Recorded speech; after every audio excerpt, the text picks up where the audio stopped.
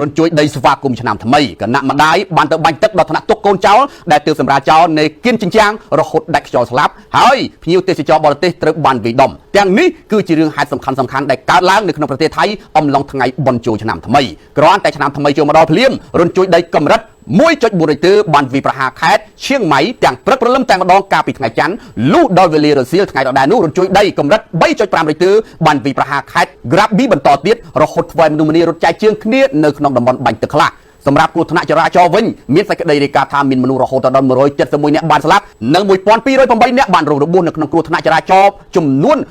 1216 ករណីអំឡុងបុណ្យចូលឆ្នាំរយៈពេល 5 ថ្ងៃនៅថៃនៅក្នុងហេតុការណ៍ដ៏គួរឲ្យហួសចិត្តមួយទៀតទូរទស្សន៍ Amarin TV បានរាយការណ៍ថាមានម្ដាយចិត្តអប្រិយមួយរូបរស់នៅម្ដុំដនមឿងនៅក្នុងទីក្រុងបាងកកបានរត់ទៅលេងបាញ់ទឹកទាំងខ្លួនប្រឡាក់ឈាមនៅឡើយដោយទុកកូនទើបសម្រាលមិនគ្រប់ខែនៃគៀនចិញ្ចាំងចោលរហូតដល់ខ្យល់ស្លាប់តែម្ដងនៅក្នុងករណីមួយទៀតដែលល្បីតាមបណ្ដាញទំនាក់ទំនងសង្គមដដែលនោះគឺរឿងភ្ញៀវទេសចរបរទេសមួយរូបត្រូវបានគេវាយដំប៉ុន្តែបើតាមសេចក្តីរាយការណ៍បានបញ្ជាក់ថាមកពីបរិសុទ្ធបរទេសរូបនោះមិនគោរពវប្បធម៌របស់ប្រទេសថៃហើយបានវាយដំស្ត្រីម្នាក់នៅក្នុងបារមួយកន្លែងនៅប៉ាតាយាដោយឡែកនៅខេត្តភូកែតឯណោះមានសេចក្តីរាយការណ៍ថាកំពុងតែរងការជន់លិចយ៉ាងធ្ងន់ធ្ងរដោយសារតែជំនន់ទឹកភ្លៀង